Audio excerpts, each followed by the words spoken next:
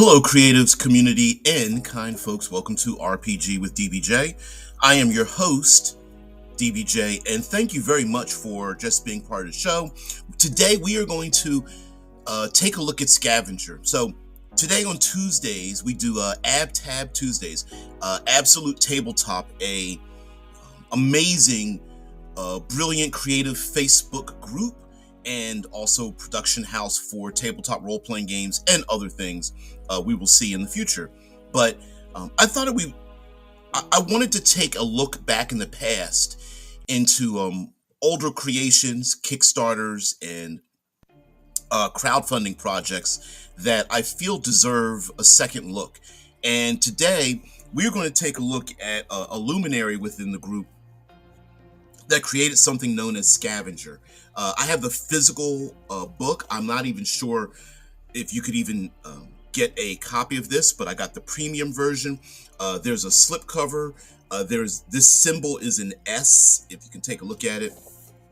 But we're gonna page through the PDF. But I just wanted to show off this book. It's got a matte covering, ribbon, and then the red foil edges on the pages. And let's place this back into its beautiful slipcover. There were also two maps,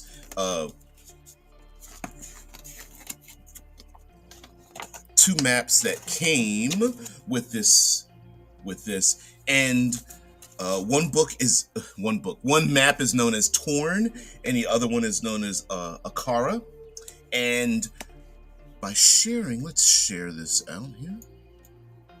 We're going to page through the PDF, and then I'm going to just do, as I page through it, because if you're watching this visually, your eyes will be blessed with some of the most amazing artwork.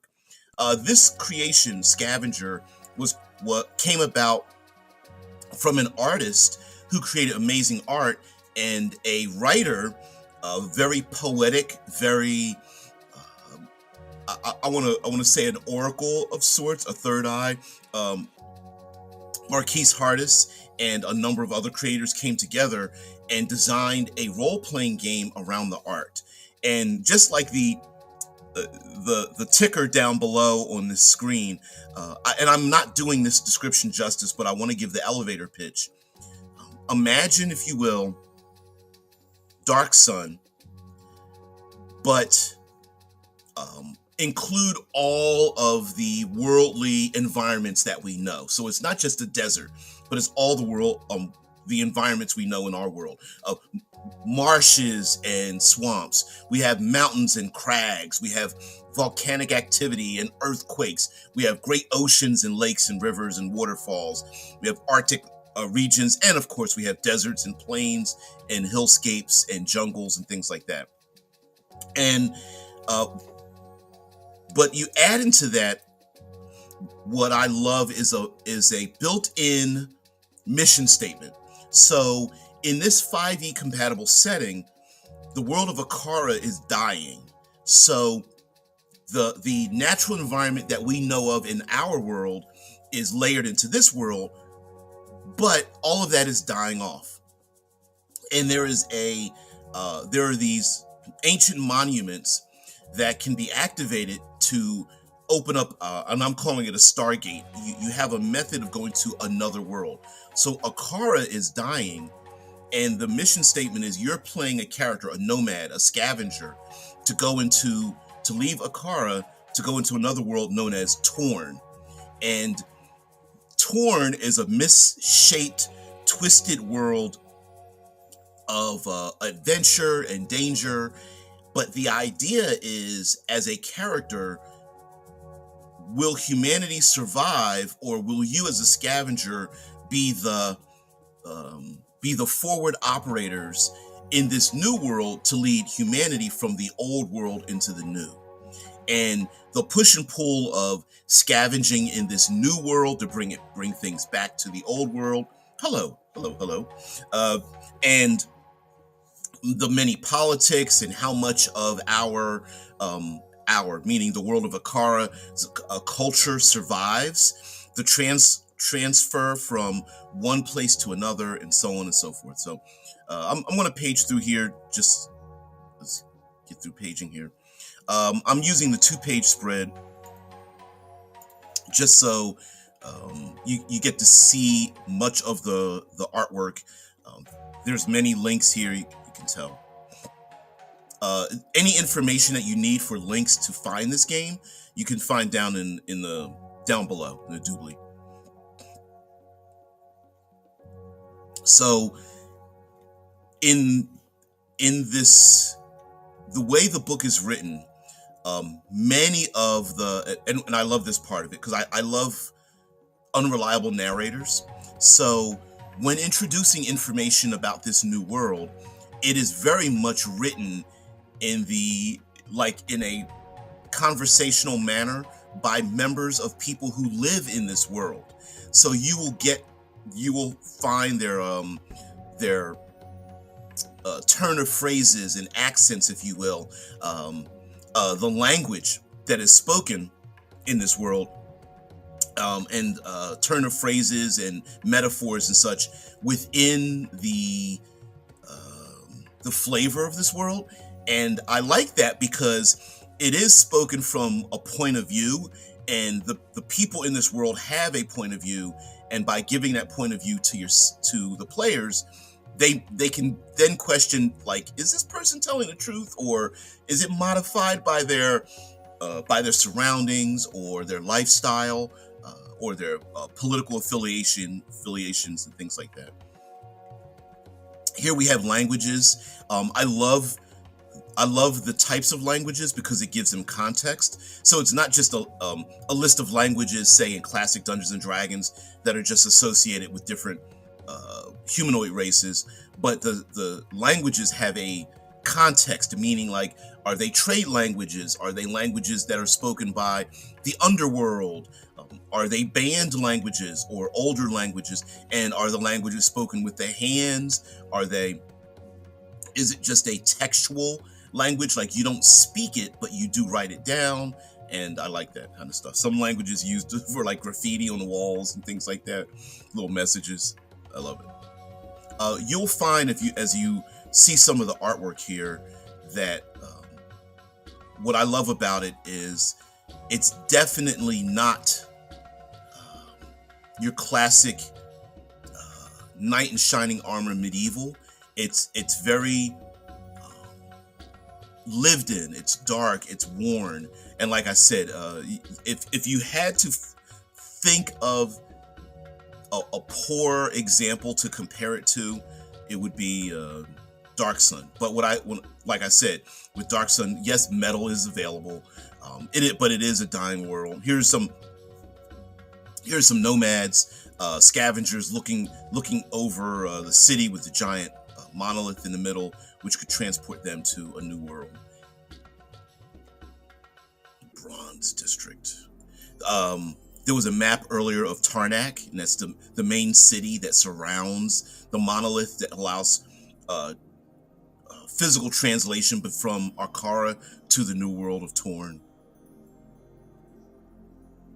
Each of these districts has its own political culture and society and political machinations going on, because with nomads and scavengers traveling to the new world and coming back to the old world, there is the idea of people wanting to stay in the old world and try to save it by finding something in the new world, or and who has access to go back and forth. So I love it. I love the aesthetic. To me, just reminds me of something in our world that would be, dare I say, Persian, Middle Eastern, Northern African. It just comes across that way, and I love it, because it in no way does this book specify that, but I really appreciate the Bronze Age style and aesthetic that comes along with this game. I'll get to the comments in just a minute. I can't see them at the moment, but I will get to them. I want to settle down on a really good piece of artwork. As I'm paging through the book, I'm sorry, I want to stop right here. They will introduce um, people, places, and things, and then give you some random tables here. You can either use them on the fly because maybe you introduced this in the game and you weren't planning on it, or during your planning session for the next gaming session, you can use these as a bullet point for information and how to include the player characters into this world. And yeah, using the Council of Jade in progress, using the Circle of Stone and Fire, and how you incorporate that into your game world. The Tower of Thoughts, Stygian serpents, the scavenger rings, and it goes into a lot of detail about that. A lot of information was packed into this into this treatise. If I had to give it a ding, and I'm reluctant to do so, but if I had to give it a ding, like a check mark against it, and I understand why it was done this way, the density of information and font is a little small for my old head eyes, my old Grognardian eyes. But I get it because the page count, it's like almost 300 pages, and were you to increase that plus with all the artwork that's available, it would be like a 600-page book. It would the cost of printing the book would be outrageous, and really can't do that. It's beautiful art, beautiful art. It stopped right here.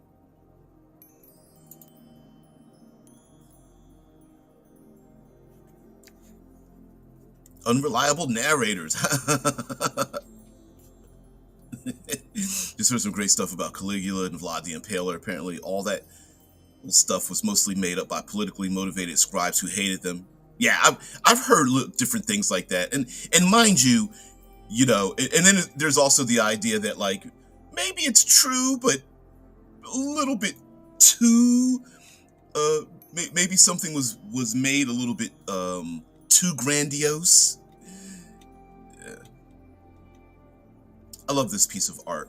It's like it's kind of swamp-ish, jungle-ish, but I mean it looks vibrant and colorful, and I love it. A community on stilts, the people pushing the boats, navigating the shallow waters. Great. Batar. Also, of course, the book does in equal parts describing the city and many of the locales around the old world that the players will come from, and then of course it goes into what's in the new world, and players may have to juggle their relationships with people in the old world, then leave that world and then go into the new world, knowing that there's people like actively working against them that are left behind. If you think of the movie 300, remember Leonidas and his and the 300 Spartans have to go off to war and stop the Xerxes army from going through the hot gates or something, the narrow pass. But at the same time, there are things happening behind him back in his homeland, and this is the same thing. And juggling that back and forth really makes a lot of tension. So I like that a lot. I like the idea that the player characters are leaving behind and have to ruminate on the fact that, you know what, we really need to leave, but things are out of our control, and when we come back, the political landscape could very much change. Here's a piece of artwork that really reminds me of like the gladiatorial arenas that were established in Dark Sun, and the kind of scavenged fashion sense, I guess. People huddling like cloaks and leathers and other things around them, and using like animal bits and pieces of animal effluvia to protect themselves from the harsh weather and whatnot. In between the book, you'll see these things, an Akaran's tale, and it's basically like a first person accounting of things that happen in that region, and you can get an idea of like who, what, when, where, and how from this NPC basically. It tells you a little bit about it gives you an oversight into what do the people think here? You know, are they devout? Are they criminally minded? Are they rebelling against the world? Bronze cast characters, very much Bronze Age. Awesome. And like I said, there was the artist. Side note, I love this kind of art, but you gotta admit, like, who was tasked with building a city up on a crag like this? Like, you could barely see the entrance behind this giant wall and stuff. I love this fantasy art landscape and everything. And you can see the little white dots are probably like flocks of birds and whatnot. And you're going like, who was the project manager on this? Wow, I love it. It's like if you forgot something down at the bottom of that spire, you're in trouble. They're like, I'm not going down there. You could spend a couple days trying to walk down those steps. But I love it. Different aspects. Sorry, let me just the flavor in this. I mean, the turban-like head wrap, the nose ring, the facial markings, tattoos and whatnot. I don't know. I just love it. Absolutely love it. Some people living in a savanna. These like globe-like structures. And over here, is that a tent or is that a carcass they're like divvying up? I don't know, but either way, that's cool. That's really cool. Looks like these are giant pots. Akara mysticism. Tatted out. Lots of braided hair, dreadlocks, like my own. Although I'm getting older, I'm at some point I'm probably gonna end up shaving my head. I'm gonna go full baldy at some point. I've been growing my hair for a long time, but my grandfather had the balding gene, and I'm starting to get it. So, yeah, why fight it? This is cool. Red cloak dude with a red bird. Another Akaran's tale. The account of Musti the Stargazer. Muhti.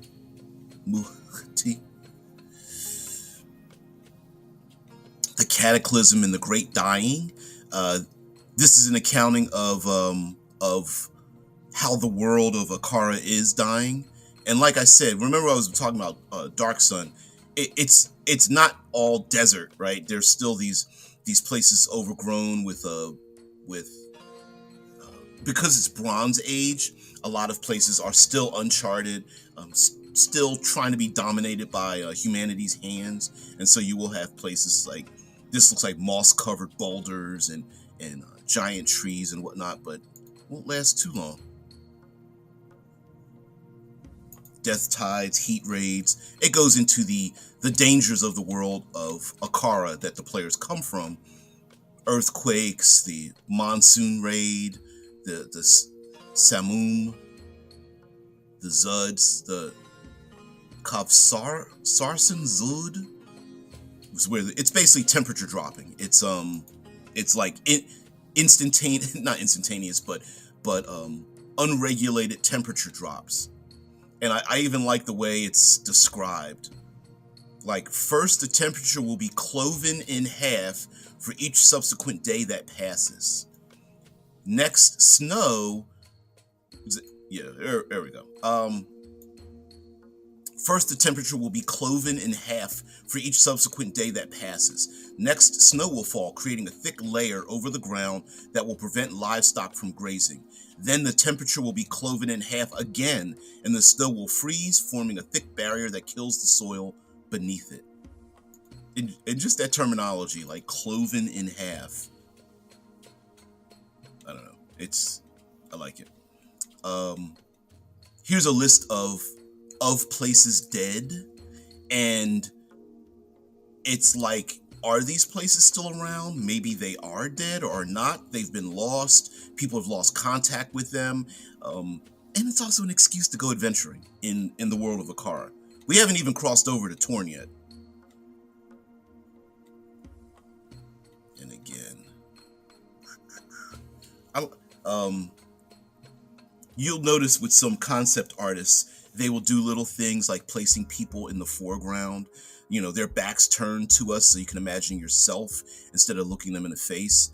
And then this like really weird, twisted landscape. And I like the idea of these little wisps of burbs to give you an idea of scale. Denis Villeneuve, who did the Dune and the two Dune movies, Dune Part 1 and Part 2, use that technique to have people in the foreground. We're looking at their backs and their little tiny little specks, and then you see this huge landscape, and it gives you an idea of scale. I love it. So this is now we're going over into the world of Torn Apart, simply known as Torn, and the scavengers and nomads that live there. Now, if you want to talk like Mad Max, strange, weird, twisted world, it's the same thing here. And again, it does have a mission statement. The player characters aren't the only people traveling here. There are other factions, groups, militarized, faithful, mysticisms, criminals, and all kinds that want to use the world of Torn Apart to bring back elements, to establish a new world order. And are the players just out for themselves and they literally are just scavengers? Are they here to find a new foothold for humanity to survive? And if you're talking about all of humanity, does that mean the people that you don't like? And even the shaping of this world kind of looks like a spiral or a seashell or something like that. And is Torn just another world? Is it delaying the inevitable, right? If you leave Akara to go into Torn, are we just repeating this broken world cycle over and over and over again?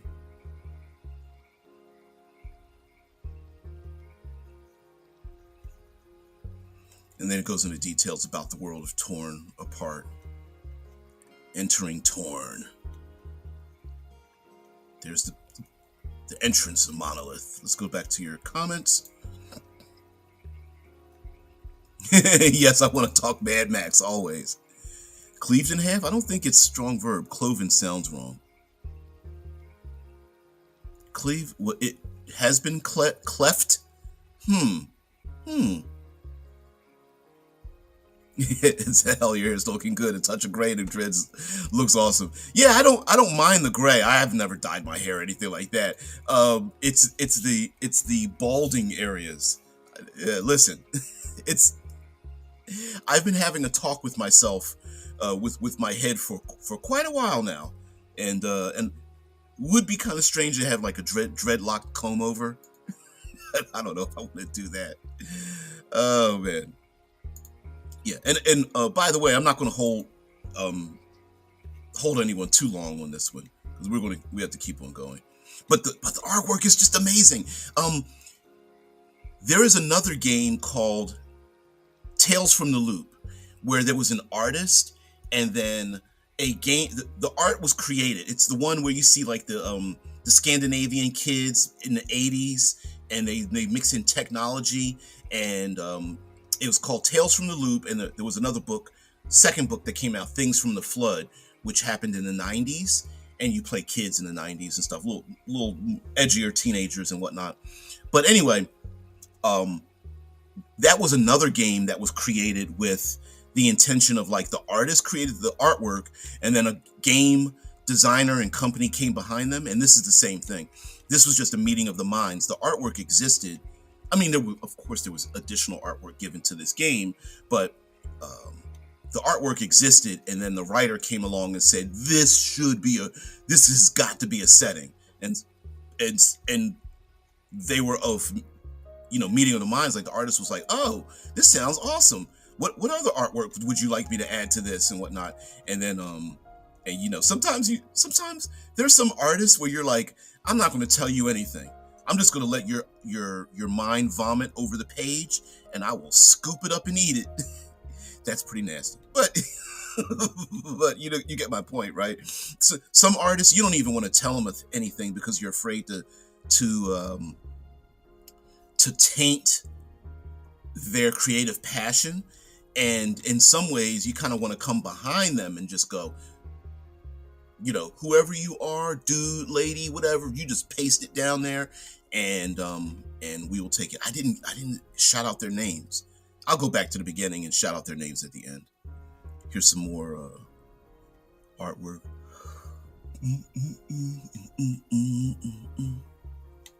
The Blight Woods. Expeditions to the Blight Woods. Bizarre rumors and tales. So these are all the areas in Torn, and tales from people that are traveling in Torn. Think about this, right? Player characters are the badasses. They're scavengers. They're the nomads traveling to this other world. But it's pretty difficult to survive there. So when you are there, what kind of people will you be encountering in this other world? Like, could you trust them? And what is their point, right? Because if someone can discover a way to basically get their own people over into this new world and then shut off the monolith, they invariably become the new, dictator, monarchs, or whatever you might say, right? There's a new totalitarian regime. And so there's a lot of stories to be told about people who want to find a new world. I mean, even in our own world, just imagine, if you will, there was a magical stargate, and you could take you and everybody who believes the way you do, or you have the keys to go to this new safe world, utopia, and you say, I'll give you the keys and you can come along, but you have to believe the things that I believe in. What would that world be like? And that's definitely what this would be. An old monolith and people poking around and figuring out what the hell is this old thing. The Tainted Valley and Places Untouched. The Tainted Valley, and of course, of Places Untouched. This is a 2-page spread, by the way, that I'm showing you. So, like, this artwork here would be, the middle of this artwork would be split down the binding of the book.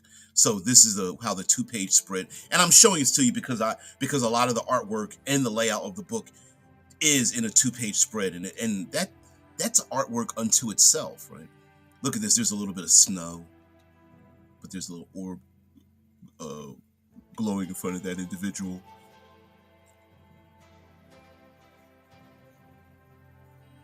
The Scavenger Suite talks about changes to classic 5th edition.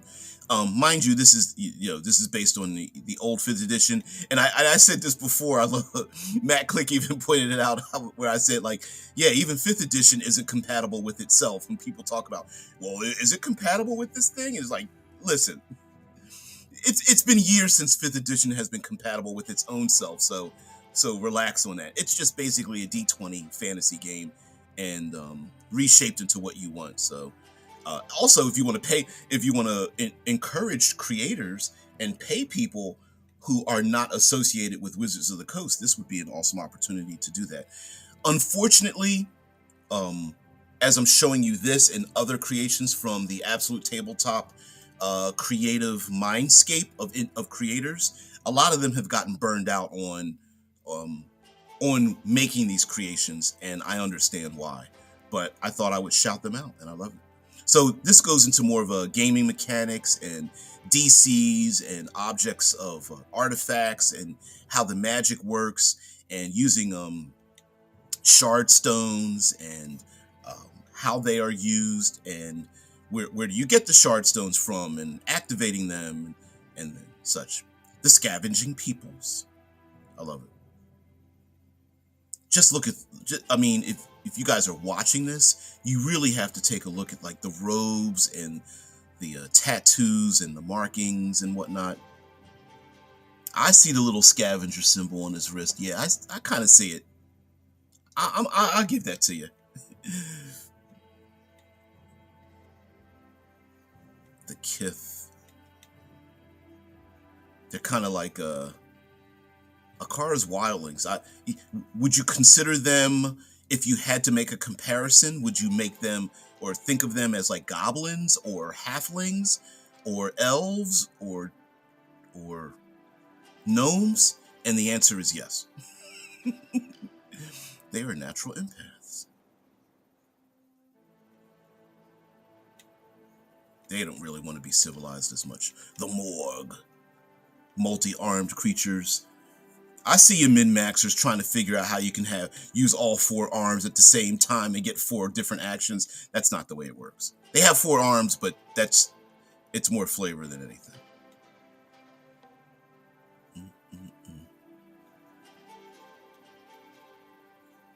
There he is. Would that be a wizard, maybe? A cleric? Who knows? I love it.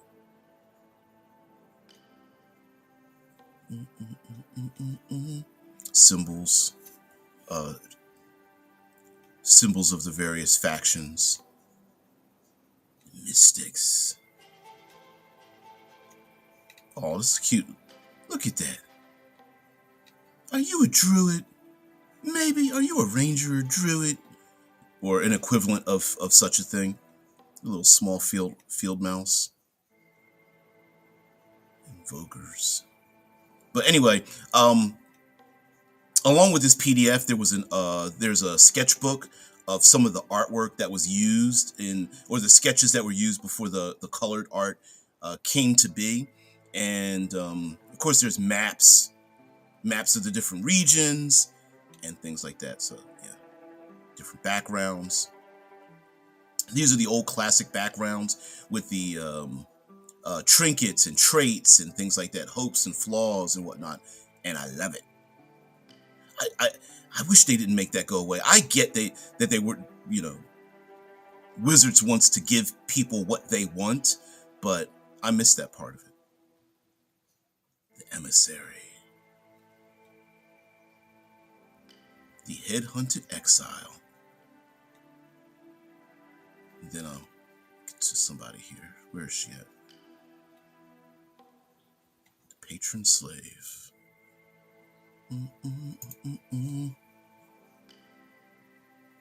Cleft is a noun, not a verb, I think.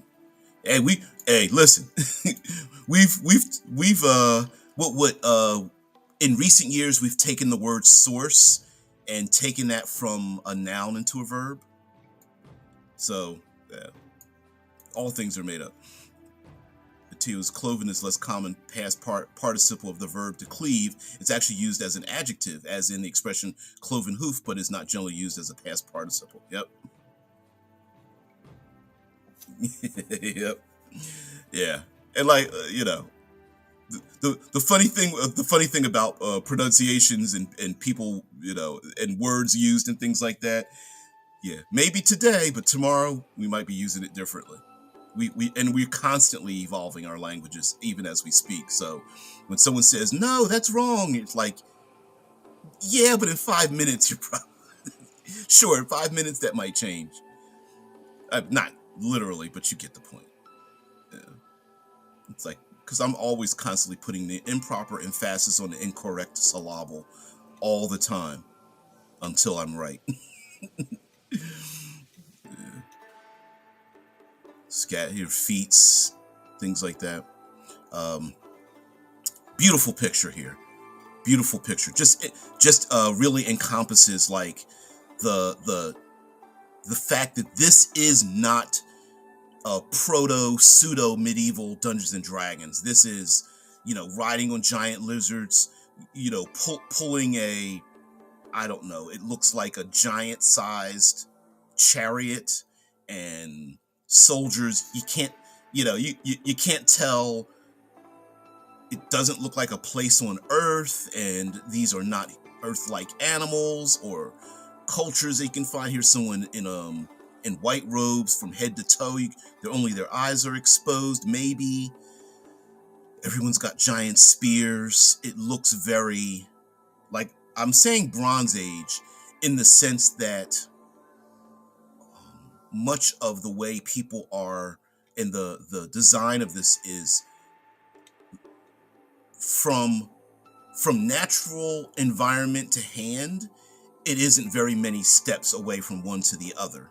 So while there are like civilized lands and weaponry and artwork and fashion and armor and things like that, you could almost tell like that used to be a tooth, right? Like like that sword you have in your hand was a tree branch, wasn't it? That was a barely forged piece of metal or something like that, or that was from the skin of the carcass of a giant beetle or something, and you're like, yep, not too far off from that. Yeah. Bits and baubles and pieces of armor and weapons and items and things like that. Bodies wrapped, I want to say, almost like Dune. The movie Dune is, you get little images of that in Dark Sun as well. Ooh, I think someone dropped that creature down to 0 hit points. Ooh. Akara. Yeah. Carrion. These are all monsters and creatures of this world. The Gabaja. Large unaligned beast.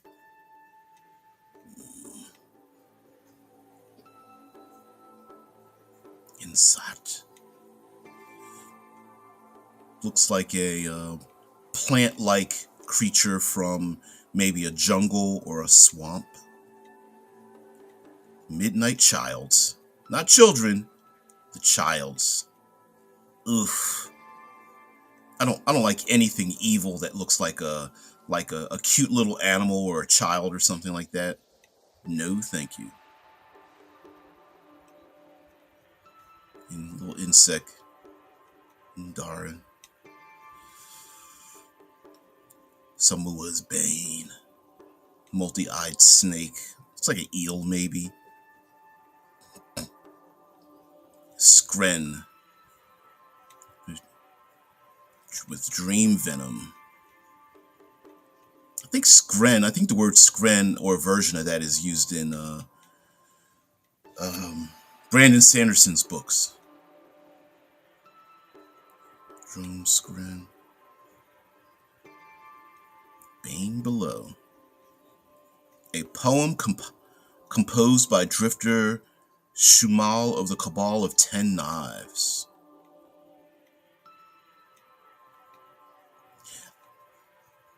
Okay.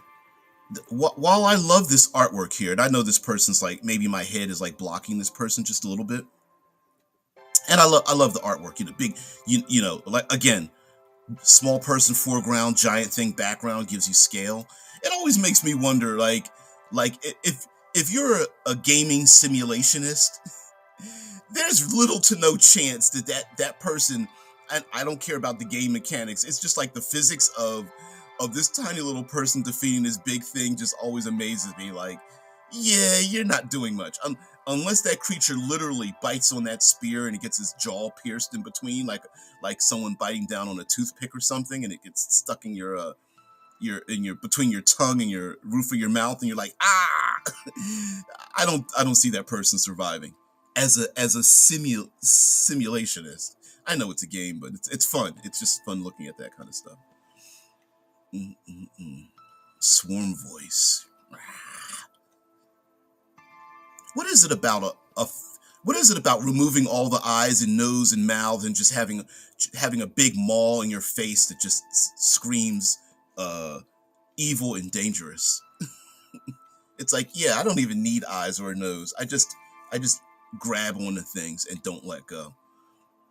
That's a really cool golem there type of creature. Looks like a riding lizard, if you ask me. Quirk. This scarab enjoys licking your hair for tasty insects to eat. Or, this scarab leaks water out whenever it's happy. I don't know if that's water. Did you taste it? This scarab sits on its hind legs almost like that of a person. This scarab vomits whenever you are offended. That's a little cute little thing, because like it's like the scarab vomits whenever you are offended, but what if you don't know that you're being offended? And the scarab vomits, and then you look at the person like, you motherfucker, ooh, what did you say to me? This scarab insists on sleeping coiled around you. And this scarab brings you random trinkets as a sign of affection. Really cute, little cute things. I wish more monster books had things like that in it. Not that they're all scarabs, but like what's his name? Sly Flourish is very bullish about the Monstrous Menagerie from Level Up Advanced 5th Edition. I did not work on that book, but I was part of that part of the project to create Level Up Advanced, and it does have those little things, little bits and baubles and pieces in it for monsters, like what they leave around themselves and things like that. I'm with you, Matu. It has a Matiu. Mispronouncing. I apologize for butchering your avatar name, but yeah, it has a sword and sorcery, Dying Earth vibes. Absolutely. And since I just discovered Dark Sun, it's cool, and yeah, this feels like that. You know, also one of the things, what is the name of that monster? Garrig? I can't understand. Scarag?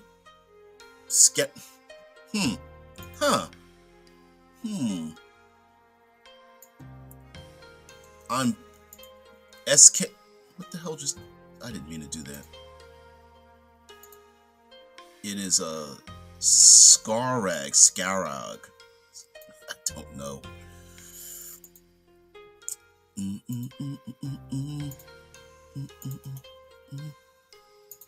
I think I'm saying this word.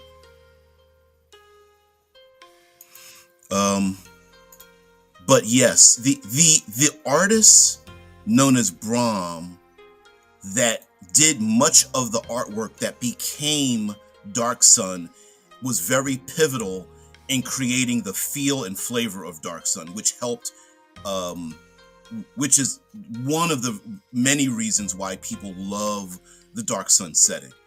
There was just that black, gold, brown, tan, blood red color scheme, and mixed in with some ivory as well, that this person used, and it was a great color palette, and really, and also that scavenged, everything seems to be worn away look for Dark Sun. And this game, Scavenger, reminds me of that. It has, and listen, post-apocalyptic medieval stories are very common, even though we bring up Dark Sun just because it happens to be one of the biggest, largest, most, and we're at the very end here. I like that. The end of the book is somebody walking away with their back turned. I love it. We're gonna go back. I'm gonna slip real quick back to the beginning. So cover your eyes if you get too messed up by flicking and flacking and things like that. So yeah, I wanted to show off Scavenger. Let me increase the size of this and get the title up here. Scavenger. There we are. Great 5th edition setting, has been very much moved and massaged and turned into thing. Oh, Machu. Okay, all right. Too late. I'm already going to say it. Anyway, thank you very much for letting me introduce this game setting to you guys. Unfortunately, The writer of and project manager and designer of this game has, I don't know, left our gaming community. Uh, Real life happens, and also, unfortunately, when you are, some creators burn bright and get burnt out. You burn bright, but you burn all your fuel off, and that happened to be one of the unfortunate side effects um, of this project and many projects. It's unfortunate because a lot of game designers are like, you know what? Hey, I would love to get into game design and make a thing, and then come to find out, like, you also need to learn 17 other jobs that are literally full-time jobs for 17 other people, but you have to do them all yourself, and that can become a very difficult thing. But I agree with you there. I think it looks really cool. I love the aesthetic of it. Really brings me in, and like I said, I appreciate the mission statement in this game.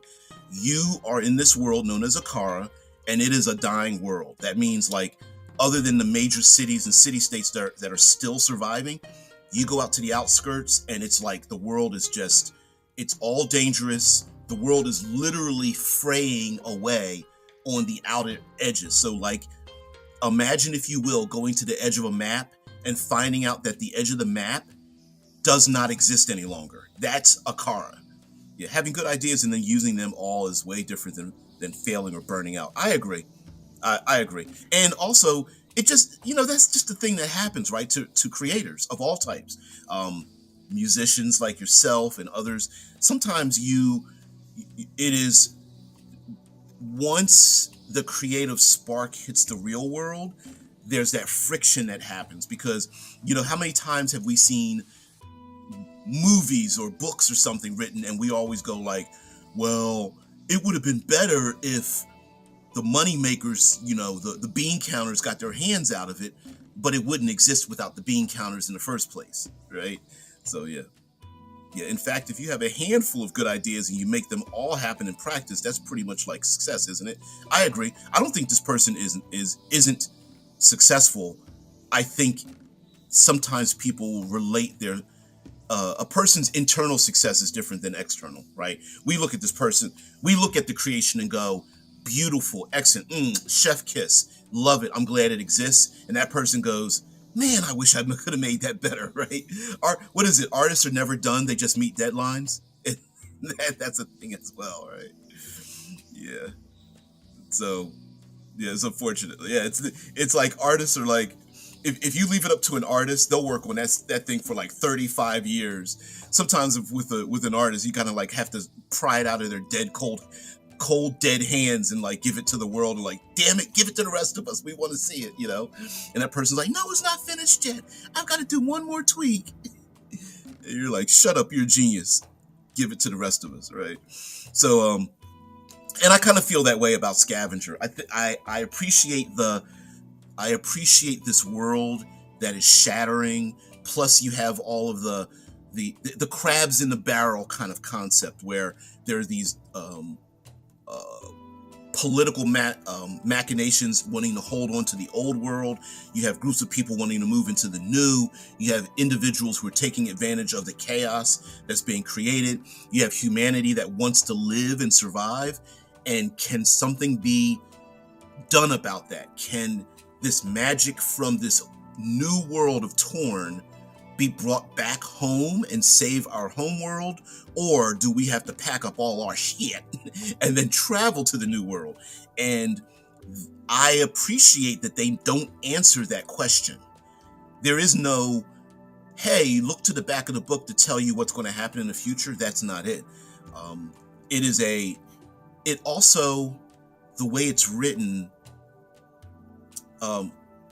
some game worlds are written in a way that makes you feel like you can't change them, that they're written in stone, that I'm going to pick on Forgotten Realms for just temporarily here. So the Forgotten Realms feels like the Sword Coast will always be the Sword Coast to infinity. There's no way you can go in, take your own Sword Coast.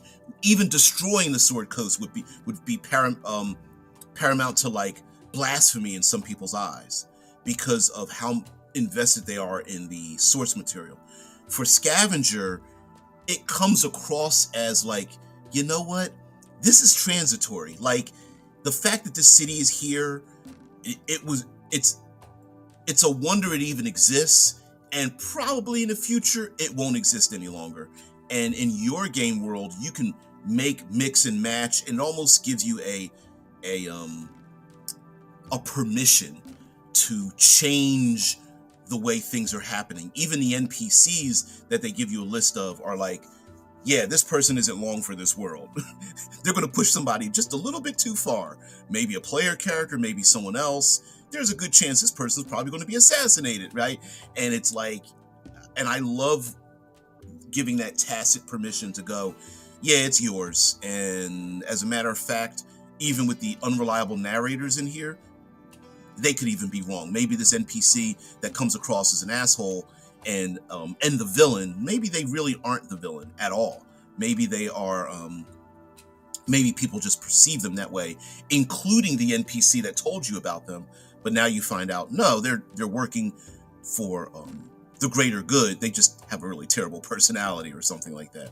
So thank you very much for letting me just page through and showing you Scavenger. It has mechanically, it has all the features you need. Rewritten class structures, new spells, new ways for equipment degradation, survival mechanics, and layered on top of that, I love the fact that there's two different worlds. You have the old world of Akara that is dying. You have the new world of Torn that is uncharted and chaotic. And you know, what mission statement do you as players, what you down below tell me. I normally don't ask this, but you tell me, what kind of character would you create? What kind of group would you want? Would you want to be in a group of players that are like a Mad Maxi, out for yourself, just buying, selling, and trading, you know, mystic artifacts taken from Torn and brought back to Akara? Would you instead prefer to be the front runners of the forward advanced scouts of a community just trying to survive, trying to avoid political schemes and assassinations and sabotage, and just want to go to a new world and live in a place and just become shepherds or farmers or ranchers or what's it called? Orchard tenders, and just protect your people.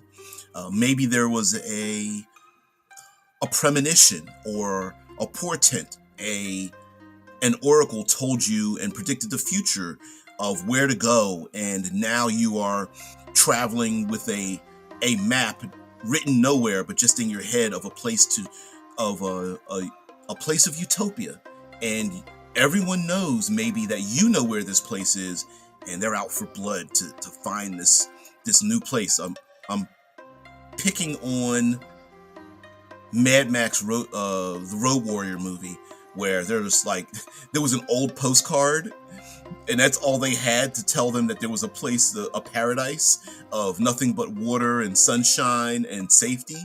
And it's like, yeah, I don't know if you want to just trust an old postcard that's like 20 years old, but you know, you got to do what you got to do, right? Although in the world of Mad Max, I don't expect too many of those people to have survived and whatnot. Although maybe they did. There was a narrator in that movie, so anyway, sorry. Squirrel! Thank you very much for letting me show this to you. You guys have a great one. Thank you as well for anyone that has found this channel. By the way, if you've gone this long, please like, share, and subscribe.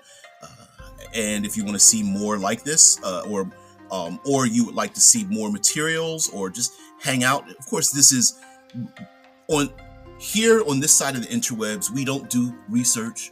We don't have scripts written. We just go live Monday through Friday for the most part. And like the game that happens, the conversation that happens before the game or afterwards, we just sit down, have fun, talk, and relax. Yeah, good luck with Monday Part 2. You're very welcome. You were all right there, Machu. thank you for just stopping by and having a look see. Now on Wednesdays, unfortunately, I talk about myself and projects that I'm part of. Tomorrow morning here at 6 a.m. Eastern Standard Time, EST EDT time. Anyway, East Coast time of the States is when I go live. This tomorrow evening, I will be part of the game of Cool Name Goes Here. So I'll talk a little bit about that. Thursdays, I talk about A5E Advanced 5th Edition because I was part of that project and I thought I'd shout it out a little bit because a number of 5th Edition clones have come out on the market and I was part of the project. So I want to give back. And then on Fridays, we talk about science fiction. But talking about science fiction, I'm going to send you guys out with a little bit of my Obsidian Star outro, and you guys have a great day. So peace and tranquility. Happy gaming. Bye.